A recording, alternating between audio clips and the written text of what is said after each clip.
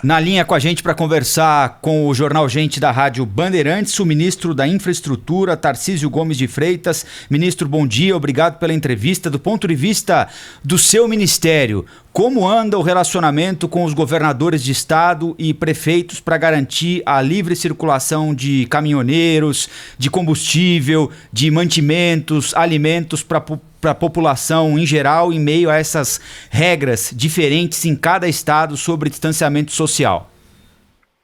Bom dia a todos os ouvintes da Rádio Bandeirantes. O relacionamento é o melhor possível, né? Nós constituímos um conselho de secretários de transporte. Esse conselho acabou sendo positivado por meio de um decreto. Nós fizemos várias reuniões virtuais e nessas reuniões a gente conseguiu levantar todos os pontos onde nós tínhamos algum tipo de problema, algum tipo de restrição que impedia o transporte, sobretudo de carga. Os decretos, então, eles foram sendo revistos pelos governos dos estados. O transporte de carga foi colocado como uma atividade essencial, e não só o transporte em si, como as atividades de suporte ao transporte. Então, a atividade da borracharia, da oficina, da autopeça, do posto de combustível, do restaurante. Então, esses pontos foram sendo liberados paulatinamente.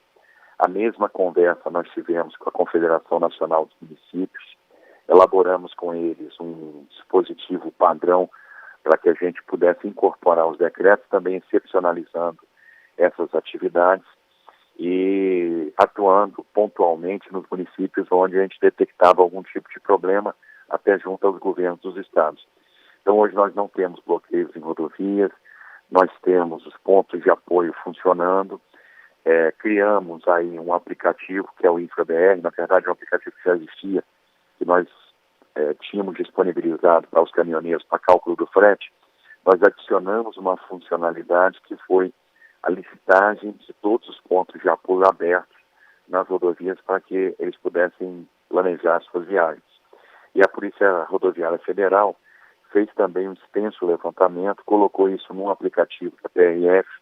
Então, nós temos aí mais de 6 mil pontos abertos, listados nesses aplicativos, que permitem, então, planejamento de viagem, e a gente consegue, dessa forma, manter a atividade de transporte funcionando, que vai garantir o abastecimento. Ministro, muito bom dia. Aqui o Cláudio Humberto. Eu queria saber o seguinte: o seu ministério também está atuando na área do combate ao coronavírus. É que o nome do seu ministério foi citado, tem sido citado nas coletivas do ministro da Saúde, sobretudo em relação ao hospital de campanha que está sendo montado ou será montado aqui em Águas Lindas, no entorno do Distrito Federal. Essa é uma experiência que ficará restrita a a um único caso ou será estendida a outros estados? Bom dia, Cláudio Humberto. É um esforço de todo o governo federal. É importante que a gente realmente ajude na medida do possível, né? O esforço do Ministério da Saúde, que tem sido brilhante, tem sido muito forte. Nós já iniciamos a montagem do hospital de campanha de Águas Lindas, é um hospital importante por se tratar do entorno do DF, que é uma região muito desassistida, e isso alivia não só o sistema de Goiás, mas também o sistema do DF, né? Porque a gente consegue ter o atendimento direto no entorno. São pessoas que deixam de vir e assim, que isso descomprime, né, o sistema do Distrito Federal. Não vai ser uma iniciativa isolada, não vai ser só esse hospital aqui de Águas Lindas. A gente vai aguardar, então, a definição das prioridades pelo Ministério da Saúde. O Ministério da Saúde está fazendo o monitoramento constante da evolução dos casos, da disponibilidade de leitos, e a partir do momento que eles percebem, então, que a necessidade está superando a disponibilidade, eles disparam esse comando para nós e informam onde a gente vai ter condição de montar, onde a gente precisa montar, e imediatamente a gente starta essa operação. A gente tem condição aí de montar rapidamente esses hospitais, podemos montar aí 7, 8, 10 mil leitos. Esse de Águas Lindas é o primeiro, né? São 200 leitos. É um hospital que vai ser muito parecido com o Hospital do Pacaembu. A previsão é que ele fique pronto em 15 dias, mas a gente acredita que nós vamos conseguir antecipar isso para 10, 12 dias. Ministro, já que o senhor mencionou, eu fiquei muito intrigado quando eu soube, quando o ministro da Saúde mencionou o custo desse hospital de Águas Lindas, que é para 200 pessoas, de 10 milhões de reais, um custo bastante inferior ao custo do hospital do Pacaembu, que também para 200 pacientes vai custar 15 milhões de reais. Como o senhor saberia, assim, onde o governo federal conseguiu reduzir o custo desse hospital de Águas Lindas? Na verdade, o custo ele é variável de acordo com uma série de condicionantes. Então, o que impacta o custo? A região está sendo montada, a estrutura de suporte que eu tenho no entorno, a quantidade de serviços que eu vou prestar, a quantidade de leitos de estabilização versus leitos de observação, a questão da gestão de facility. Então, o custo varia muito de caso para caso. Então, isso depende da configuração. Esse de Águas Lindas é um hospital de 200 leitos. Nós vamos ter 160 leitos de observação. São leitos onde eu vou ter ali 4 pontos de energia e mais um ponto de oxigênio. E 40 leitos de estabilização, que são leitos que, além dos pontos de energia e oxigênio, nós temos o ponto de ar comprimido e o ponto de vácuo, que são aqueles leitos onde a gente vai colocar o respirador. Nós temos aí um fluxo que foi definido, o conceito é o mesmo do Pacaembu, que foi definido pelo Albert Einstein, a abordagem operacional foi definida pelo Albert Einstein. Então nós temos um fluxo de entrada de pacientes diferente do fluxo dos profissionais de saúde. Nós temos sala de paramentação para médicos, farmácia central, farmácia satélite, rouparia satélite, sala de equipamentos, área de resíduos, central de gás, uma central de refrigeração, sala de desperamentação e descompressão médica, refeitório e alojamento.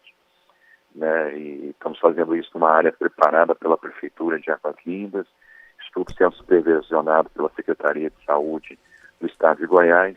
Então tem um custo que é variável de acordo com a quantidade de leitos de observação versus estabilização. Tem lugar que já está coberto, que eu estou aproveitando o ginásio, tem lugar que eu subo e a cobertura é do próprio hospital de campanha, tem lugar que vai ter refeitório, tem lugar que não vai ter, tem lugar que vai ter alojamento, tem lugar que não vai ter. Tem o custo de transporte nisso também envolvido, então nos locais mais distantes a gente vai ter um custo de frete maior, então isso varia de caso a caso. Ministro Tarcísio Gomes de Freitas, agora mudando um pouco o eixo e indo diretamente aí à atuação do seu ministério, que é a infraestrutura. Nesse período aqui em que há uma circulação menor de veículos nas estradas federais, fica mais fácil fazer a manutenção? Fica mais fácil fazer a manutenção, sem dúvida, porque nós temos menor movimento. E nós temos conseguido manter os contratos em andamento, obviamente, tomando todos os cuidados com os profissionais das empresas. Então, as empresas de construção estão orientadas a dispensar trabalhadores que estão em grupos de risco, estão orientadas a manter nos seus alojamentos e refeitórios distanciamentos, estão orientadas a fornecer EPIs, álcool em gel. Então, é fundamental que a gente mantenha. Vamos lembrar que esse período ainda é um período de chuva em boa parte do país. Então, nós temos, com alguma frequência, eventos onde há rompimento de estrada, rompimento de bueiro, processos erosivos, queda de barreira. Então, é fundamental que a gente tenha equipes para dar pronta resposta, para fazer a manutenção. Estamos levando também para frente os nossos contratos de manutenção. Isso é fundamental para que a gente garanta o fluxo constante e, com isso, o abastecimento. Então, não adianta só garantir que o transporte funcione, que a gente tenha vias desbloqueadas e tenha as estruturas de suporte abertas, mas a gente precisa também manter a via. E a gente tem feito isso com a atividade de manutenção que vem funcionando, vem operando normalmente.